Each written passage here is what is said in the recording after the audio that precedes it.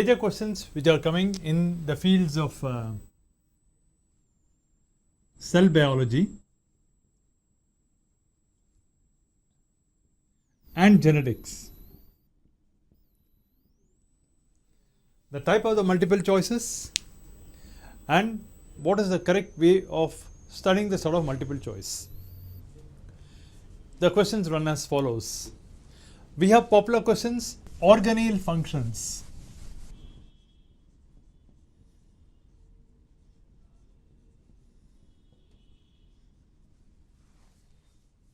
Now, when you take organelle functions, an organelle is any part of the cell, predominantly it is the ribosomes or the mitochondria or the chloroplast.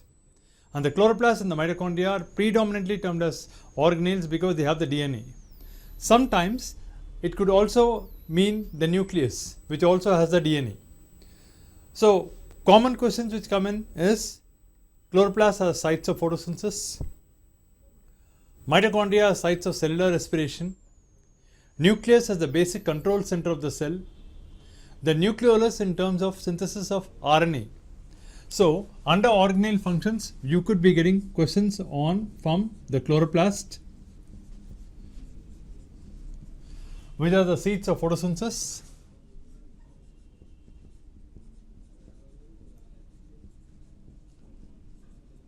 mitochondria, which are the seats of cellular respiration,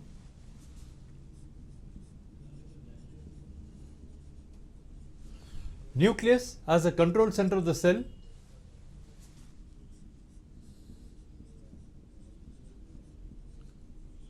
nucleolus as that part of the nucleus which is responsible for the synthesis of RNA,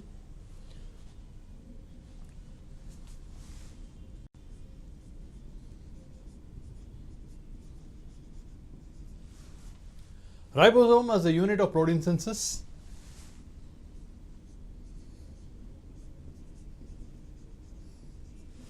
polysome as a cluster of ribosomes which forms the basis for total transcription and translation. So, we could be getting a trend of questions which relate to organelle functions. So, it is important that you primarily know the relationship between the structure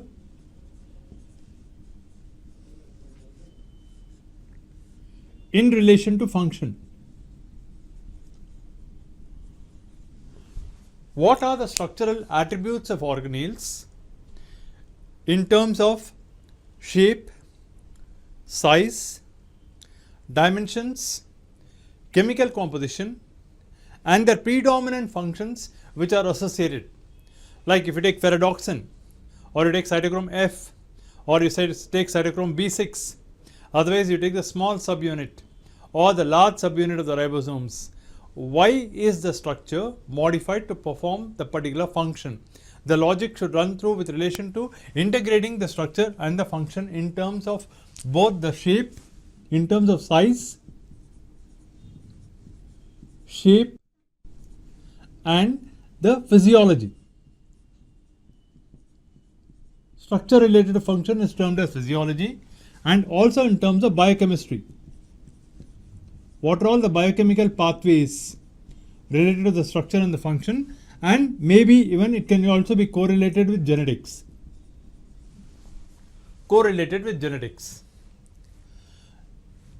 The second attribute or the second trend of questions which can come relates to modifications of endoplasmic reticulum.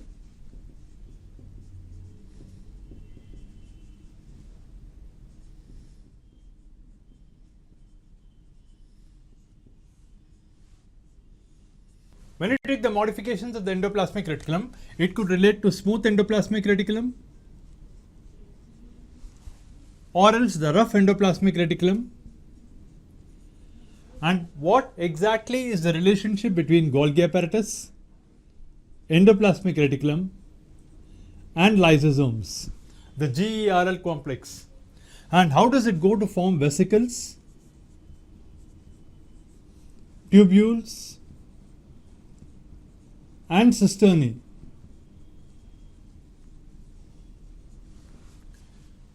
With relation to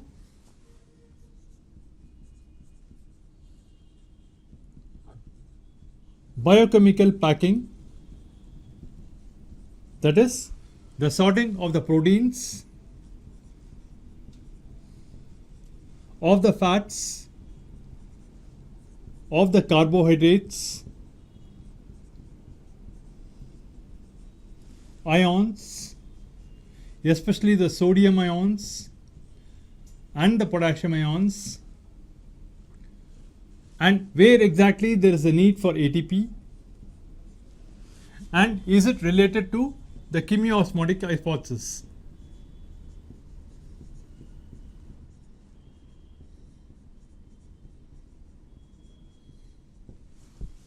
So in terms of modifications of endoplasmic reticulum, they could just be asking maybe even questions such as which are normal cells, which are biologically active cells, like if you take the meristems,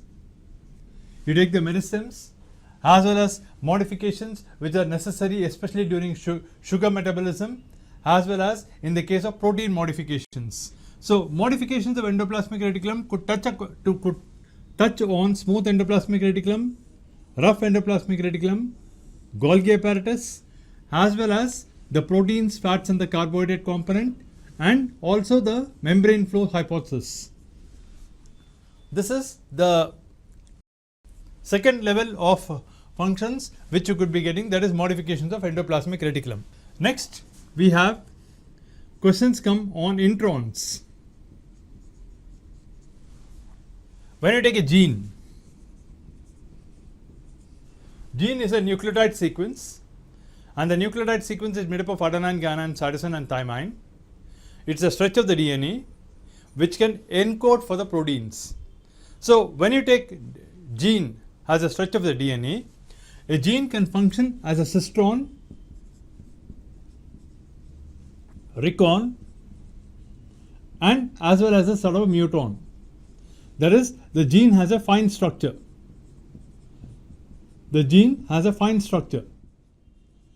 And when it functions as a functional unit, it is called a cistron.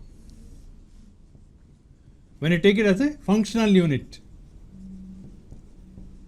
And in a functional unit, it has coding sequences as well as non-coding sequences.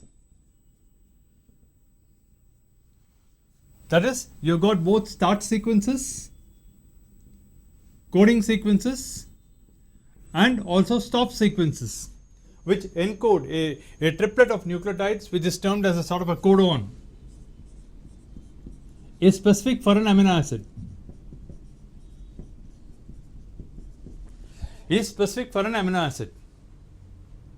Now when you take a gene can be expressed or it can be non-expressed. If you are dealing with relation to the intervening sequences, intron refers to intervening sequences.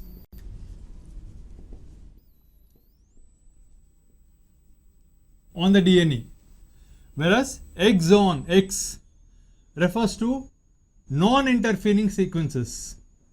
Non-intervening sequences are termed as exons. So many times they ask you what is an intron, what are the intervening sequences, and what they are made in terms of the codons, especially in terms of the start signals and the sort of a stop signals.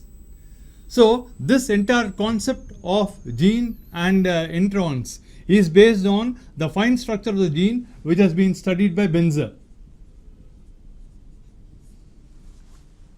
Benzer studied the fine structure of the gene, that is the R2 locus.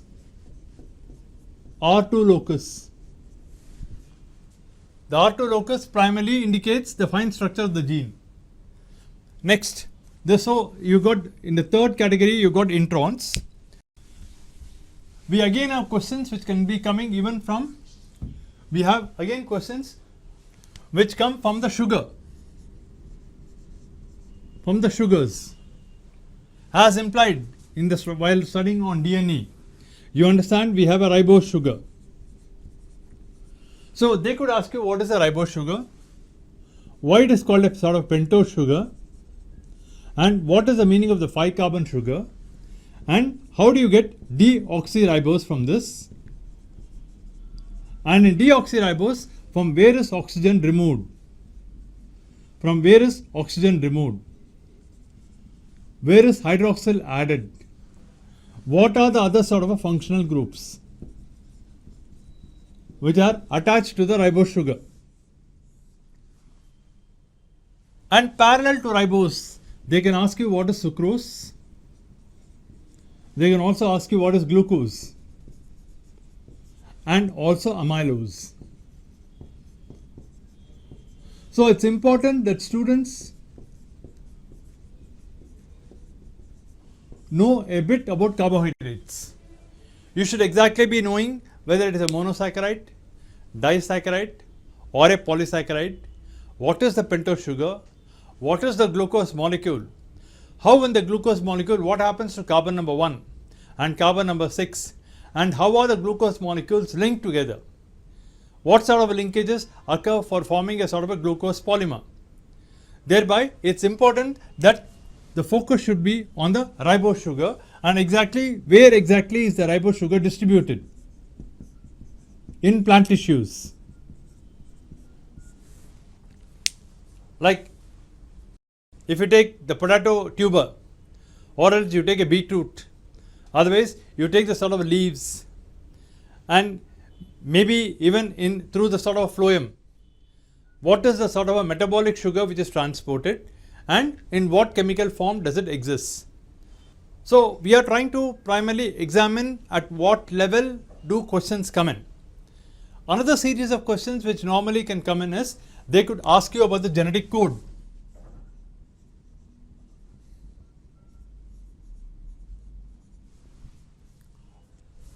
What is the genetic code? The genetic code is a sequence of nucleotides which is determined by the genetic alphabets, and if the genetic alphabets are adenine, guanine, cytosine and thymine, which when put together constitute a word, and the word is termed as a sort of a codon. If nucleotides are alphabets, codons are small words, and when different codons are sequenced together, when put together, they give you the sequence for the amino acids. So codons are specific for each particular codon is specific for an amino acid. Amino acids resemble sentences. Many amino acids clustered together constitute a sort of a protein which is synthesized in the cytosome, in the cytoplasm. So they could be in the context of genetic code, they could be asking you about discoveries.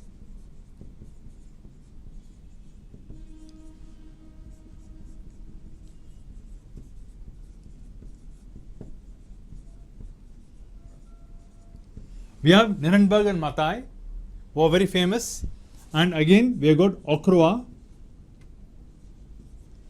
who have been famous with relation to discovery of the genetic code.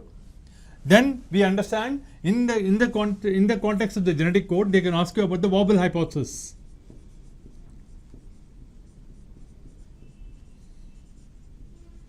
The wobble hypothesis has been proposed by Crick. According to the wobble hypothesis, it states that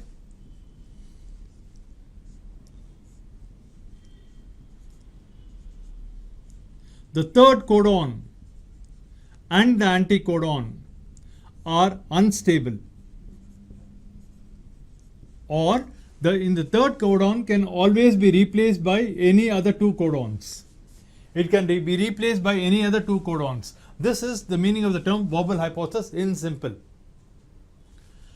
Parallel to the genetic code, they could be asking you what is the termination codon. Many times this question has come in. What are termination codons, or what are antisense codons? What are antisense codons or termination codons? Then again, questions come from RNA splicing.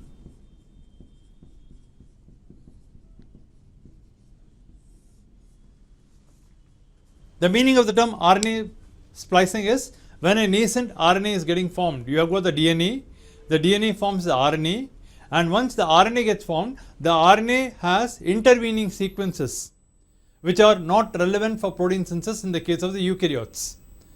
Thereby, in eukaryotes, if the intervening sequences which are non-coding in nature, which are ambiguous in nature, have to be removed. There is a technique which by means of which the introns are cut and they are excluded, and this technique is termed as RNA splicing.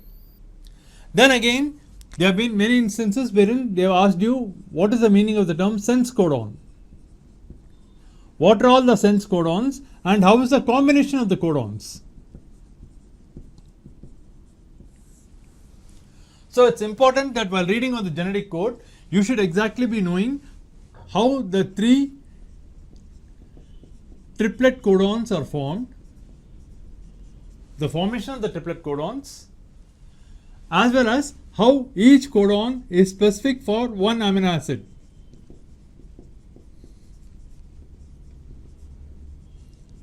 And you should get to know the knowledge of all the codons here, which are specific for all the amino acids.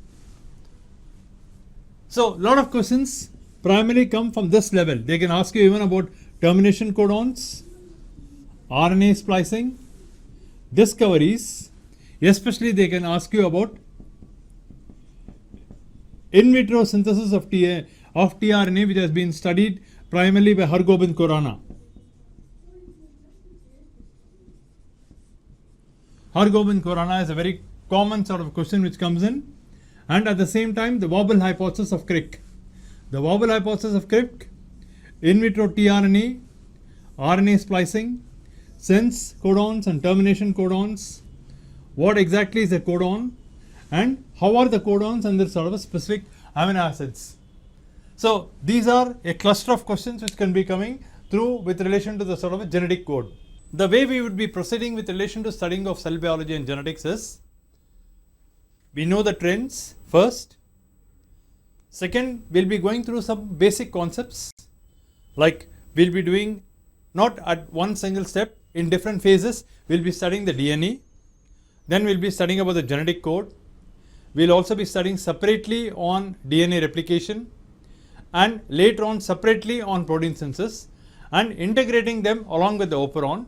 Thereby, you get to know the concept base for cell biology and genetics, and parallel to this, we will be answering multiple MCQs.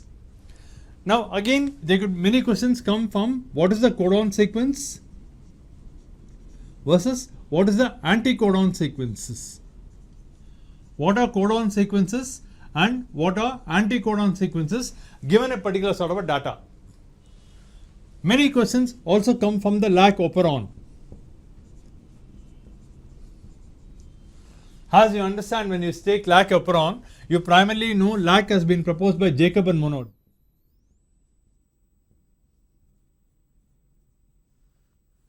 Lac refers to lactose metabolism, and operon is a cluster of genes, is a gene cluster which is regulatory in function. It is regulatory in function. We know there is a presence of an operator gene, then there is a presence of a structural gene, and again we know there are promoter genes. There could also be repressor genes. There could also be inducer genes. So, in lac, we have an operator gene, an inducer or a repressor. Then again we have got a structural genes, and again we have got promoter sequences. So, the interplay between all these cluster of genes, a set of genes which are responsible for the synthesis of amino acid in series, which together are responsible for the formation of a particular protein.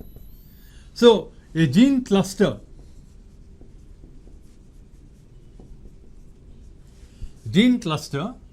which is responsible for a sequence of amino acids and the synthesis of a single protein has been proposed by the operon concept.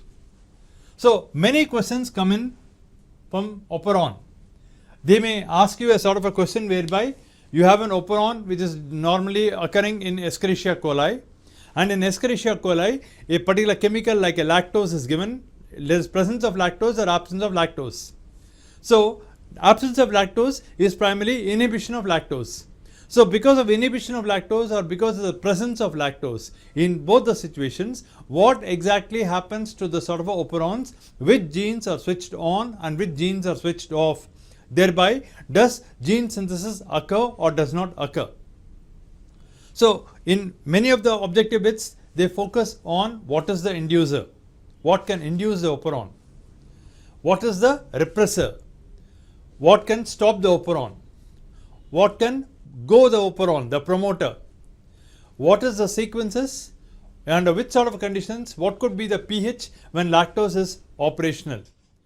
Is it an acidic pH or an alkaline pH, or what can induce a lac operon or what can inhibit a lac operon. And similarly, in the next series we have questions from DNA on DNA replication.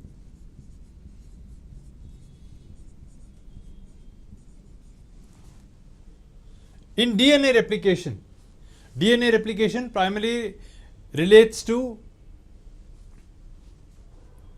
DNA making DNA.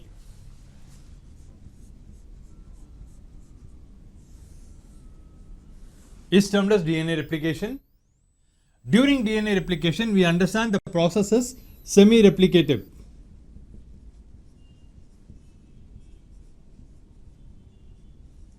We understand there is a parent DNA. The parent DNA is double helical.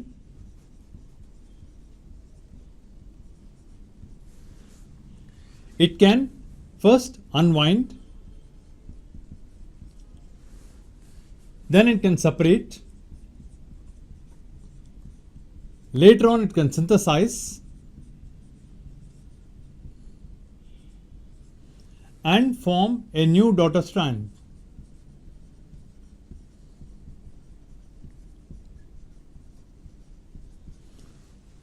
Many questions can ask you what is the meaning of the term semi-replication. In semi-replication, we have got two strands of the DNA getting separated. Each of the parent strand acts like a template and synthesizes another new daughter strand. So the synthesis of another new daughter strand along with the parental strand is primarily, it implies that the original parental DNA is conserved and the pattern of replication is termed as semi-replicative replication. So here in semi-replicative replication, many questions again could be asking you about the enzymes which are involved. There could be questions on enzymes. There could also be questions on processes. There could also be questions with relation to historical discoveries.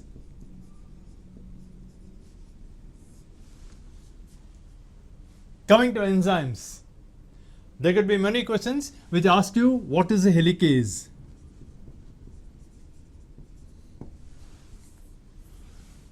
What is the role of DNA pol?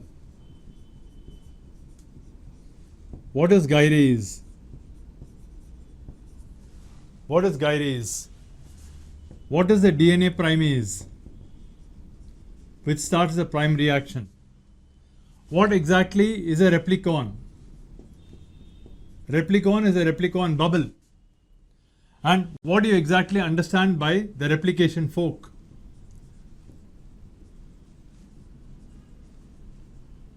The replication fork. So names of enzymes and where do they function, that is extremely important. Like they could also be asking you about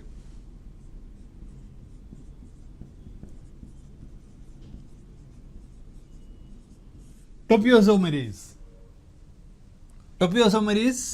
gyrase, DNA polymerase, helicase and also primase are very important enzymes in the process of in the study of DNA replication. Historically, you could also be getting questions like they could ask you many questions from Michelsen's and Stahl's experiment. So Michelsen and Stahl have worked on Escherichia coli. They had used radioisotope N15 and tagged it on the DNA.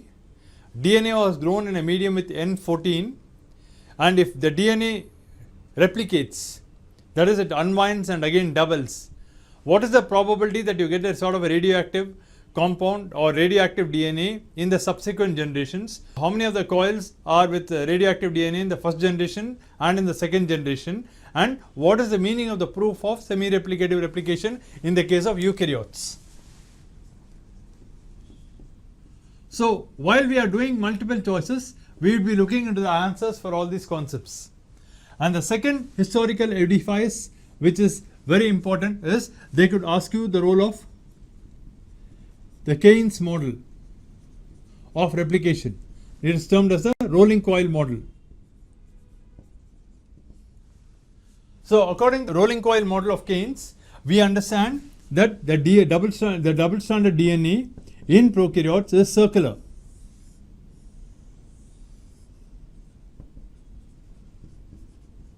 And it was a discovery of a point which is termed as ORI.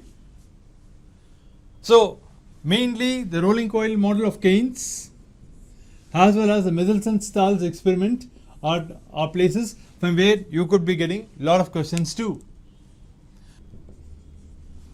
Now, coming to the process of DNA replication, questions could relate to the definition of DNA replication, what it is, where does DNA replication occur, in prokaryotes and in eukaryotes, what are the requirements, what is required, what are all the different enzymes which are necessary for DNA replication, and how is the process, how does it get initiated. For initiation, which are the enzymes required, what is the place, what do you understand by replication fork, what is meant by torsion, or how torsion is removed in the presence of a topoisomerase, and what exactly is the meaning of the term lagging strand, and what is the meaning of the term leading strand. How does replication occur, in which direction? 3' to 5' means what? 5' to 3' means what? What is the role of DNA polymerase? 2. And what exactly are Okazaki fragments?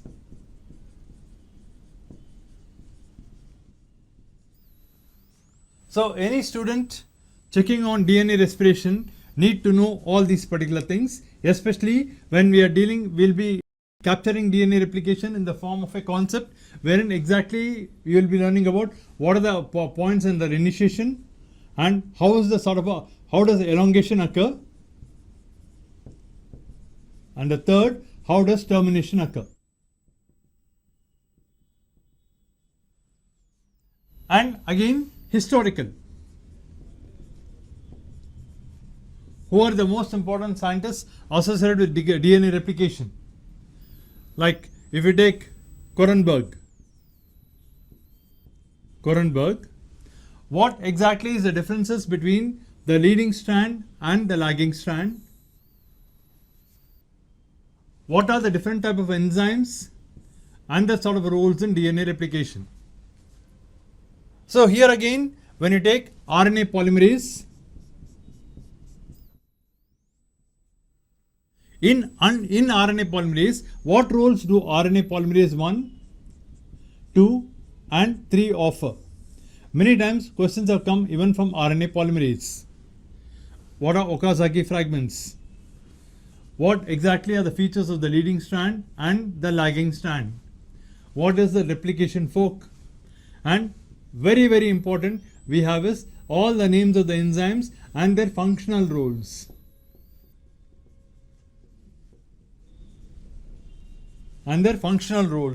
With relation to DNA replication. From the area of molecular biology,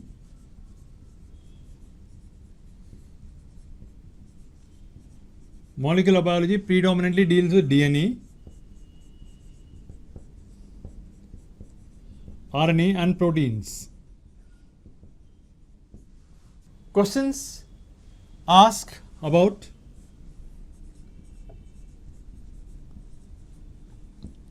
southern blotting and northern blotting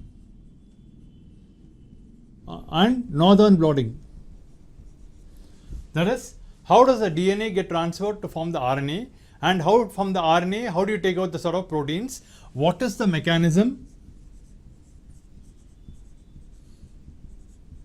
What is the principle? What are the applications?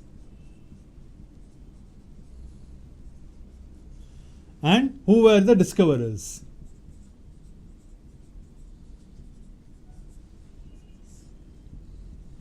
Of southern and northern blotting in genetic analysis. And again, many times questions on RNA are asked. Under RNA, we have what is the role of messenger RNA, what is tRNA, transfer RNA, and again what is ribosomal RNA. What exactly is the function of the messenger RNA in terms of when it is termed as genetic RNA?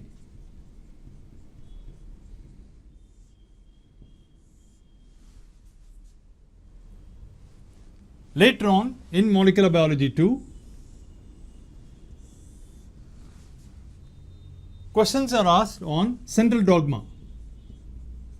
What is central dogma? That is the flow of genetic information from DNA to RNA to proteins. The one-way flow of information, which is termed as a central dogma or the faith or the basic principle, which has been proposed by Watson and Crick. Most importantly by Crick. It says DNA gets transcribed. There is transcription, and again RNA to proteins is termed as translation. The reverse of central dogma, which is termed as reverse transcription,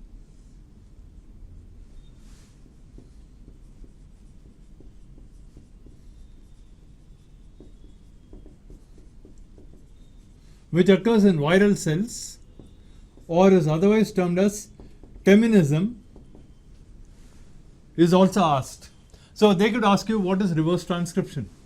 What exactly is the meaning of the term central dogma? Now many times questions come from codons.